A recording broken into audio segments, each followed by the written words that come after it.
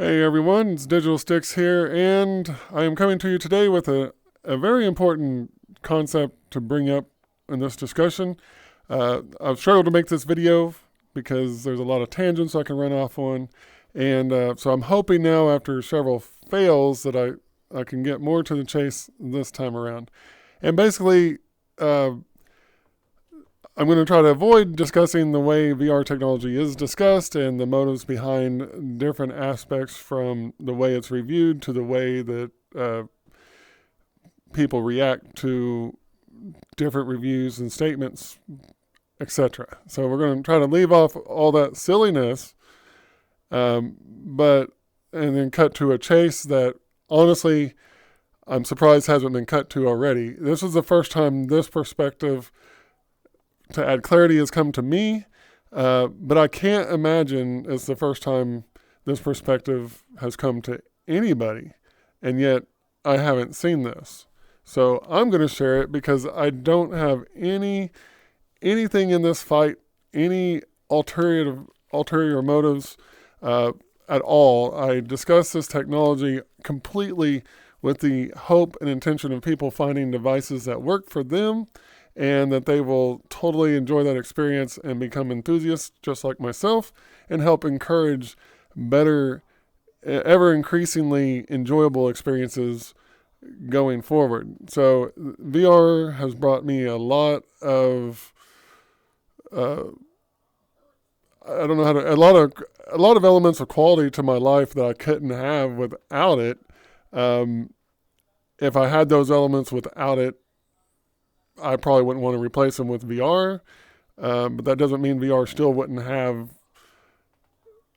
the ability to add to my life, the quality of my life. So I'm not aware clearly of any downsides to having VR during this time, because I don't see where I've missed any opportunities to establish something that was missing that I could have established it, but I didn't because I had VR. So I don't see where I've checked anything. But a big part of that for me is being in college. And so I'm kind of operating on a multi-year plan here where my current situation is what it is and there's no pressure to change it anytime soon. So I'm not evaluating VR for what it means to me from now indefinitely in my life. I would probably be a little bit concerned and hesitant to let it be that meaningful in that context. I will find out more when I'm graduated college and I'm seeing where VR fits into my life forward plan from there. So there's a tangent. See, I'm terrible at it, but that's a relevant tangent to this discussion. It's all pointing out to the fact that there is a reason why this technology is important, and it goes above and beyond the silliness that people attach motives to while trying to discredit information that's inconvenient for their narrative about their favorite device. And again, I calculate that whole last part as just silliness. We should be able to simply discuss the devices and help people make informed decisions. It is not, it's not rocket science with this technology and what it takes to do it well and what makes a good device, what makes an okay device, and what barely gets the job done. It's not rocket science. Enthusiasts already know what makes it better.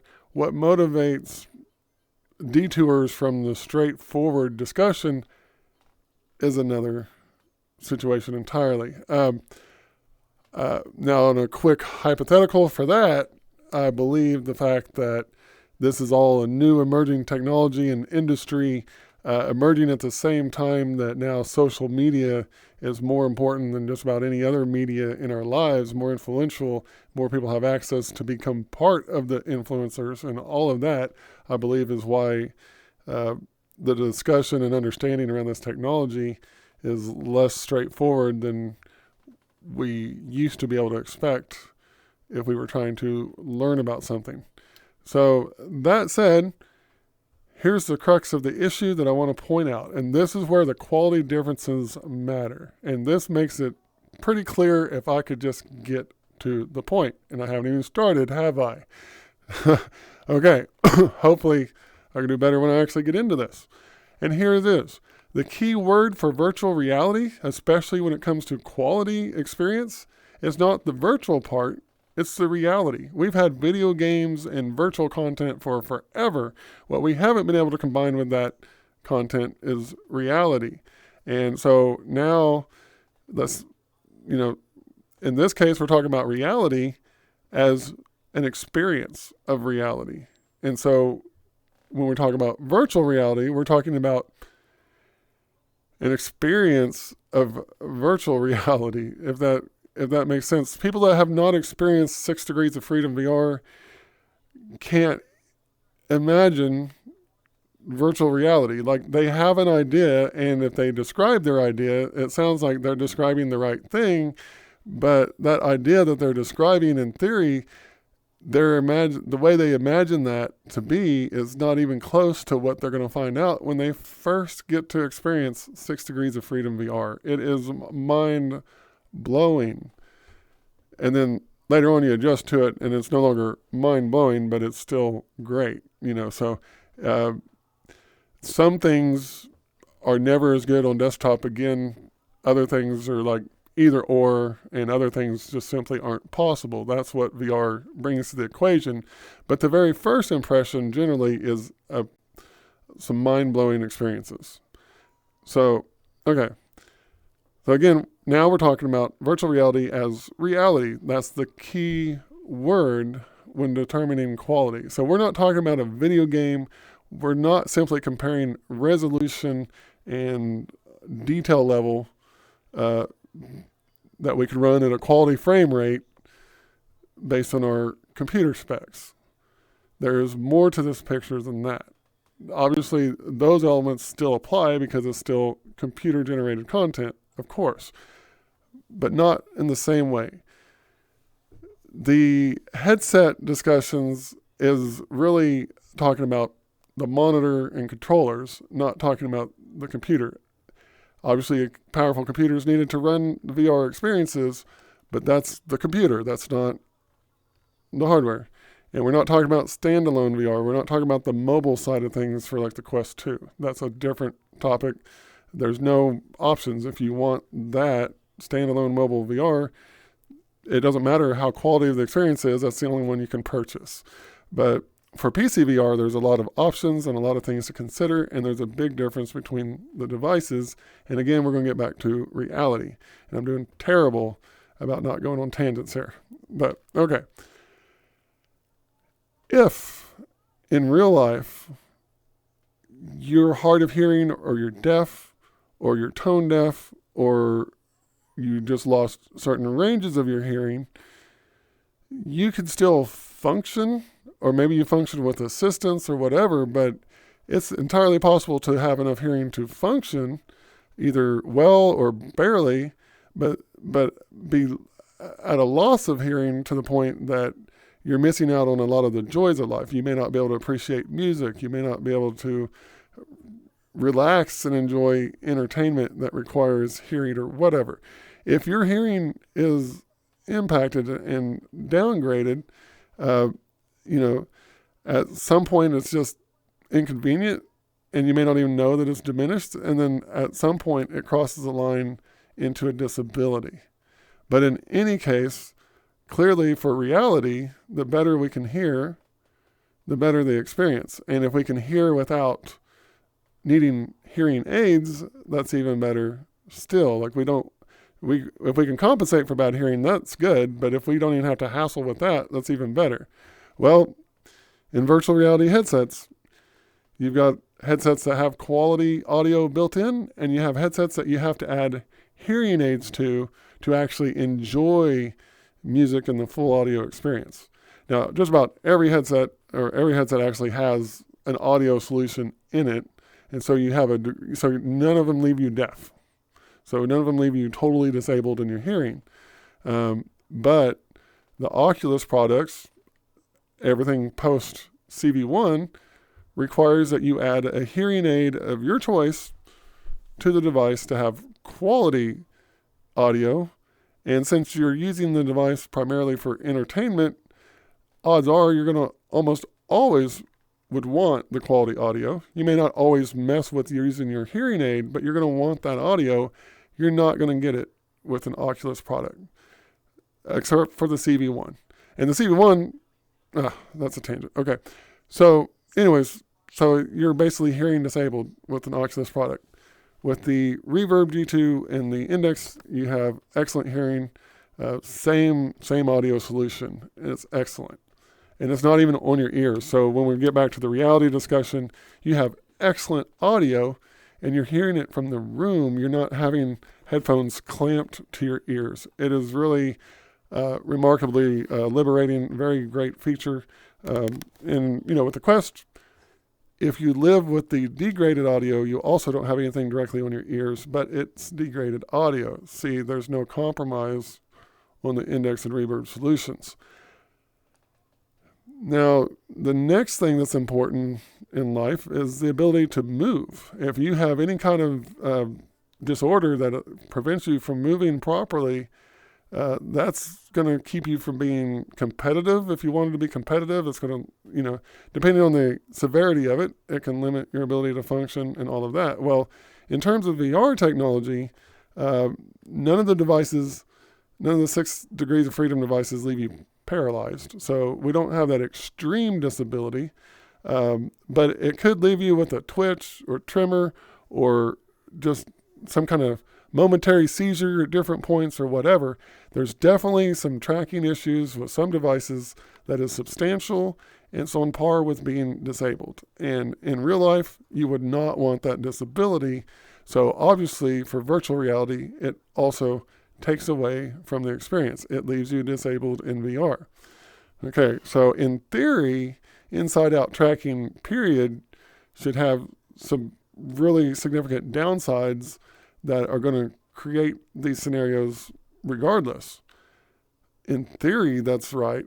In practice, Oculus has done an excellent job at inside-out tracking, and the inside-out tracking for the Rift S and the Quest products is just fine. There's really no limitation of consequence with either one of those devices. They've done a remarkable job. So this one, the Quest, does not seem to have this factor as a disability.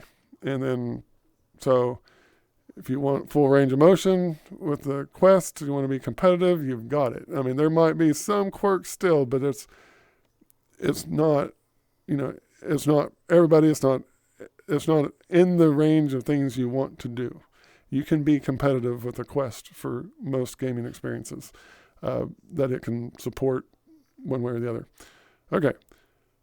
Obviously, the Index Steam VR tracking, it can not only support not being disabled with your hand movement, it gives you finger tracking, which is an extra element of reality that not every game takes advantage of, but it's still enhancing reality. And then, of course, you can add trackers without adding any additional hardware. You can add just the trackers and have the support because it's already a Steam VR system. So that's the ability to have legs too, as part of the, so that it actually, not only are you not disabled relative to the other devices, but you actually have more ability than the other devices. So it's got physical movement covered. The Reverb G2 will leave you disabled. You cannot be competitive. You cannot play at a competitive level with that device on some games, first-person shooters specifically. There's different glitches that affect that creates just little relatively minor situations, but it's all that it takes in some of those high-stakes, high-competitive games. Also, if you're relaxed, you lose tracking with your hands just down at your side. And then when that tracking is regained, there's a little bit of oddity to it, and there's no way to prevent that being the input that your device is giving to a game. Whether a game can manage that and make it less disruptive, that's going to be on developers and how much effort they want to put into accommodating the downsides. So, in other words, the reality is right now, by its performance in games, as it sits, with no real strong basis of expecting improvements to come, the Reverb G2 leaves you disabled. You also have no touch capacity, so you not only can't move your fingers, you can't gesture intuitively or anything like that. So you are in VR with mittens at all times. So how often in cold weather do you grab a pair of mittens? If you tend to go for mittens instead of gloves, then that aspect of the Reverb G2 may not bother you that much. But if you tend to go for gloves instead of mittens, you probably want to go with either the Index or the Oculus product as a complete kit. So just the reality, it has that disability. Now the next aspect is chronic pain is a disability, a disabling, a quality destroying feature, something that destroys the quality of real life, for sure. Nobody wants chronic pain. So if you are suffering from chronic pain, you're pretty miserable and you're preoccupied trying to get rid of that pain. Well, chronic pain is not good for virtual reality either. And so that's where the comfort of the headset comes in. It literally is the same difference of whether or not you enjoy life with chronic pain. Why would you enjoy VR with chronic pain? Or sure, sometimes in life, if you already have chronic pain, you have to kind of deal with it, figure out a way to ignore it or put it in check so you can still enjoy certain aspects of life. So sometimes that has to be done. But virtual reality is not essential. It's not something you have to do. So if it's an elective choice of entertainment, why would you elect to have it be painful if you can elect to have it be comfortable instead? So there's no reason to have chronic pain in VR. And you can possibly ease that chronic pain some, but that's going to be additional money spent that doesn't often factor into the conversation on the technology, but it really is what it's cost you to have VR, and it reduces the gap between what your cheap device costs and what a quality device costs.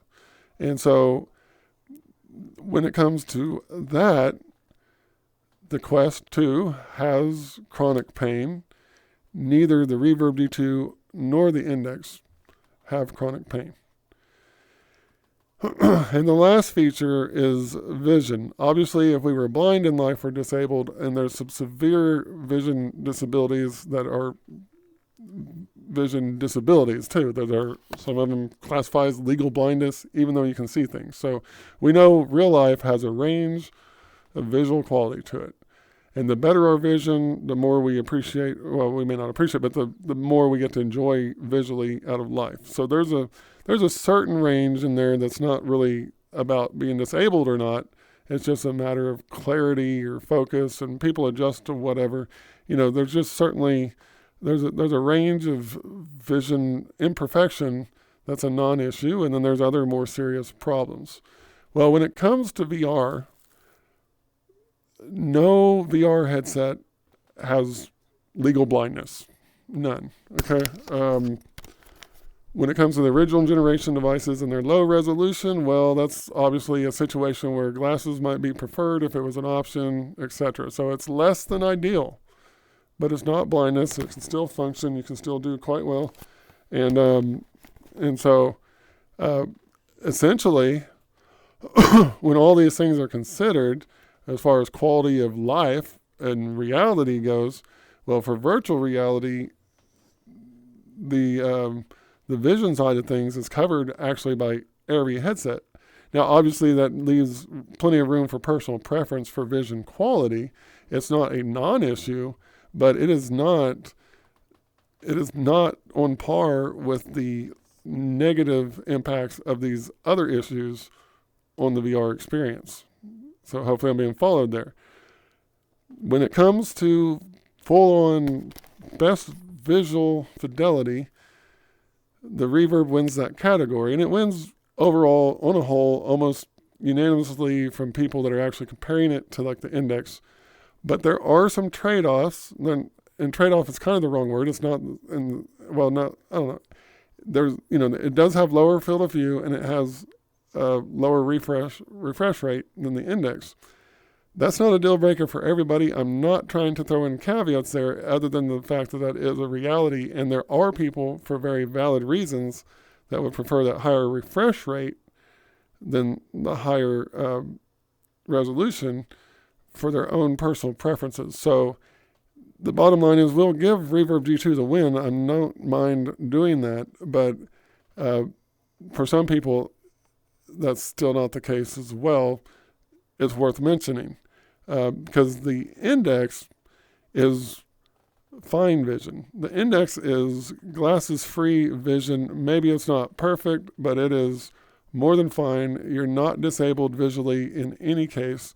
You are fully enjoying life. You don't even know if you're missing something. You don't know it yet from your experience. That's that kind of reality with the index. So even though you can get a better visual experience from the index, between the two, it's really a non-issue. And then when you get back to the Quest 2, it's still pretty much a non-issue. It's not.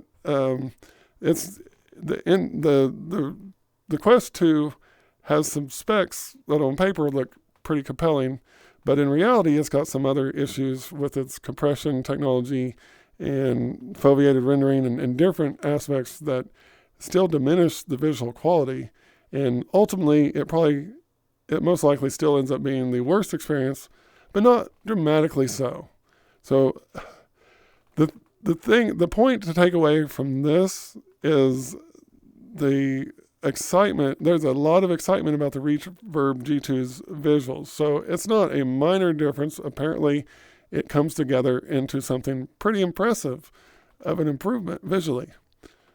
But when it comes to between all the devices, your visuals and resolution are a non-issue between them. So if you're, there's really no justification to choose one over the other strictly due to visuals, with the exception of the field of view of the index. I mean, that's, even in situations where you're not maximizing your visual potential, that field of view impression is really nice and enjoyable. So, so that's that in itself, which is not, that's okay. So, I mean, that is one difference, but then people preferred the visual quality of the Reverb G2 even over that field of view. So I guess, it will tilt scales, but it's not transformative to the experience. There's none of these that are leaving you disabled or blind, basically. I would, because of how important these other aspects are and how dramatically different the other aspects are handled or ignored with these devices, it really leaves the visual fidelity differences as really a non-issue, because one of these other concerns should be more important, with few exceptions. And so, in summary, this is why I recommend the index as the best full kit. Anything you can think of in reality, that would translate to quality virtual reality, the index has covered. And so one device has finally come out that trumps it for pretty much on visual fidelity, but not to a game-changing level, and certainly not enough to make up for being physically disabled and uncompetitive in games. And then back to the Quest 2, chronic pain is nothing to disregard, and that's the main complaint I have about it. And being hearing disabled needlessly is not something to disregard either. Now, all of these devices provide 6 degrees of freedom VR experience. All of them, again, will wow you with the first impressions. And all of them should be able to provide some basic gaming experiences without too much trouble. For example, Beat Saber. Every device seems to be fully capable of handling Beat Saber. Beat Saber is a great device, a great game, provides a lot of exercise. It's a good reason to have VR all on its own in a lot of ways. So none of them are junk. There's nothing, none of this is catastrophic misses like it was with the Cosmos when it first launched. So keep that in mind. But when it comes to clear differences in quality and what makes a quality virtual reality experience, the index passes on every metric. The Quest 2 fails on chronic pain and audio, and the Reverb fails on physical ability and fine muscle movement. And that's kind of an understatement of its challenges, but I gotta be careful not to overstate its challenges as well. It's just not a good first choice. And it's kind of bridging the gap between the two, but honestly, I can't imagine taking a tracking compromise to replace audio compromise with, so I'm very concerned about that compromise myself. But I'm not in the decision of choosing that. I'm not actually making that real decision for myself between those two devices right now. I'm not actually in the market. So keep that in mind as well, because I would still have issues with the Facebook account requirement now of the Quest 2, and the comfort is a huge deal for me. I'm not particularly competitive in games anyways, but VR chat is so huge. I don't think I'm ready to give up having intuitive gestures of any kind as a starting point, and then also to wig out. I don't think the tracking is I don't think it'll get it done in VR chat. I have to find a way to make a Quest 2 comfortable, more than likely. But actually myself, I would probably just stick with my CV1 if I didn't already own an Index. If I was not going to, if I couldn't afford an Index and I was sitting on a CV1, I would just keep sitting on my CV1 at this point. I'm not impressed. But I digress.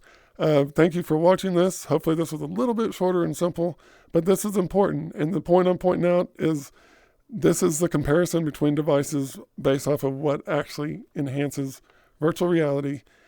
VR chat is the game that showcases this the most. Not everybody plays VR chat. Some people have just never experienced it. But the bottom line is any kind of groundbreaking VR experience coming out in the future is going to need access to quality VR to take advantage of VR. So if everybody's using limited devices, then future content is going to be limited to what those devices can do. So it's kind of important that people understand this now.